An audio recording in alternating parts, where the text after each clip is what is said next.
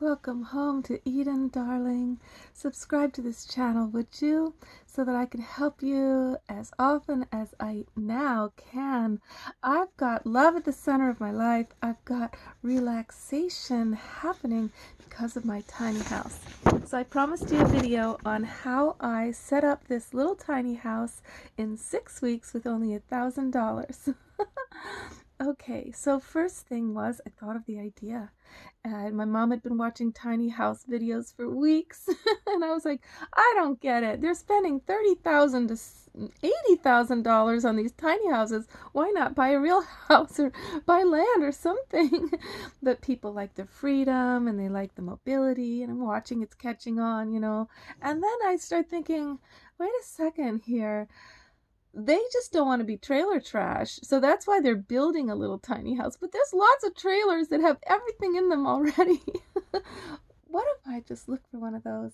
And I realized, wait a second, a lot of people don't know what to do with their campers after they've tried going camping with their family a couple times and had their barbecue out in the forest.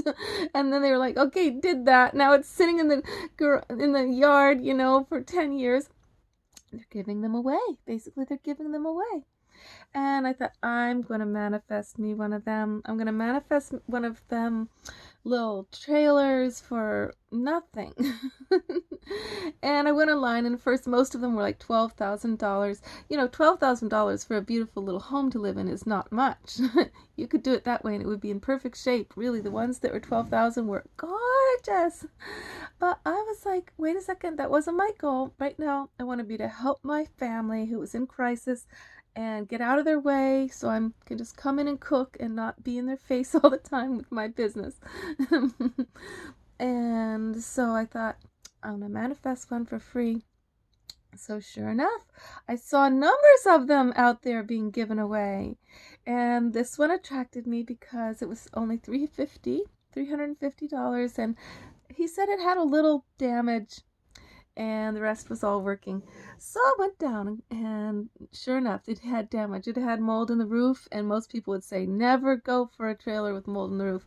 But knowing me, I know how to pull things apart, take a jackhammer and pull it all down, at least with a guy helping me. So I got it here. Okay, so now how did I get it here? So that was the first $350 with a leap of faith that I could fix it. I could pull down the moldy area, which I saw was just in one section, not the whole trailer, which made me feel like, okay, that's fixable. Okay, so next cost was to move the trailer to the property where I'm at. That cost $275 to have a guy haul it here for me. Now, you're going to think, but where do you put it, Eve? Like, is this even legal? Those are really good questions, right? Because the other thing you're going to manifest, I had to manifest, was that the place to put your trailer when you do this just needs to be someplace where somebody needs you. They need you for a while anyway. They could use your help with wood splitting, or babysitting in the mornings, taking their kid to school, or they could use $200 a month or some amount that, makes them feel like their life is a little more stable. And you love their company. You want to move somewhere where it's a friend, where you love to see each other, you love to stop by, make each other food.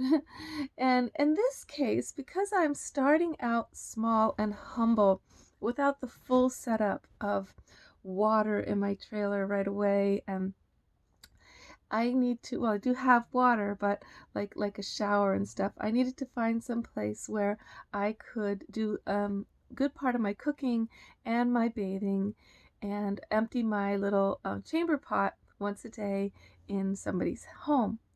So that was working out perfectly with my mama. My mama needs me right now. I need her. And but there's lots of other people in your life, elders. I've done, no, anyway, that's another story. So the thing is, it's true. Legalities of living in a tiny house are different from different townships, right? And in different states. But everybody's allowed to use their camper as a clubhouse, as a little studio. So as long as I'm not hooked into the sewage system or creating an outhouse or anything like that, and as long as I don't have gray water flowing onto the land, I'm just pretty much doing what anybody can legally do, which is enjoy the clubhouse that they create, which is called a recreational building. Yeah, a recreational building is something you can remove in a day. Certainly, this could roll away in an hour. So, very good so far, right? So then what other costs were there? There was just 2 layers of plastic for the taking care of the roof, and then another layer of a tarp and some special tape that had, I taped all of it down twice, 3 times. And there was fixing the roof, pulling it down, three plywood boards, some insulation, some nails, and then I had paint that was just leftover paint that I painted the interior with. And I bought a extension cord, a big yellow long extension cord, and what's called the dog bone, which is the thing that connects the extension cord to the trailer's electricity so that you can have all these lights on. What did that all come to? $1,043. That's it. That includes the labor for the guy that helped me pull down the roof and replace it where I needed to. And then I did all the other labor myself. Okay, so there you go. Now you're thinking like, okay, how does this work? How's it really like working with the chamber potty thing? Well, some girlfriends and I were talking about what a drag it is like to have to get up in the night and trundle all the way to the bathroom. And we all started creating chamber potties for when our guys were not around. They would just make it so easy at night. And then I thought, well, my chamber potty's so pretty, and I'm gonna carry it to the main house in a beautiful bag, covered up with a lid and everything, once a day. And so that takes care of the toilet. That was just like really easy. And there is a little bathroom area here anyway for that. Then for the water, I have a little garrafon, that you fill up, and it has a little spigot, and that's a lot of water actually. But right now, because it's freezing outside, I don't want the responsibility of hoses freezing. I did not hook up the water. The water in these things you can hook up to somebody's house, hot and cold, and then you can have the gray waters that you use for dishes if you use biodegradable soap, or even if you're showering in your tiny house, can go to a garden. It'll be fine.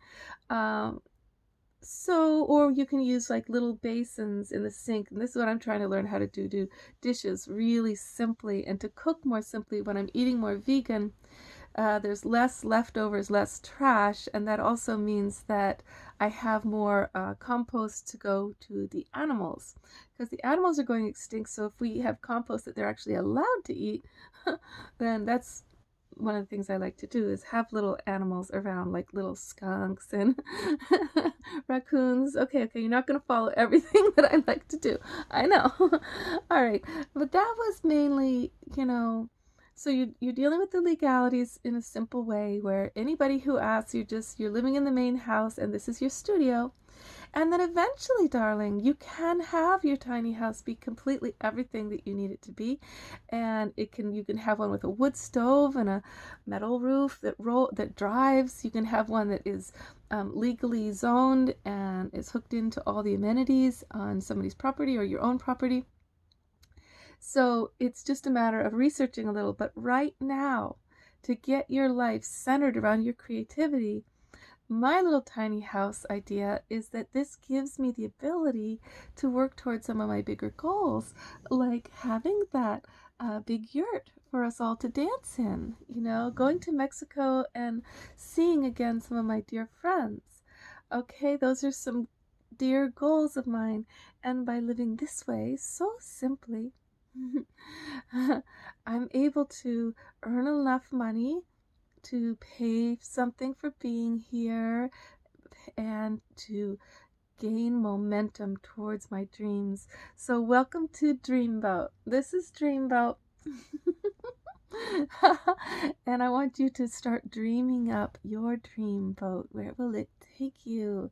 What if love and creativity, or your divine feminine principles, were the center of your life? How would your life be different? How would your day be different? How would you begin your day?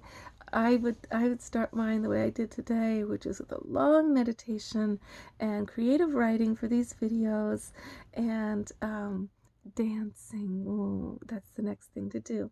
Okay, see you soon, love. Love life.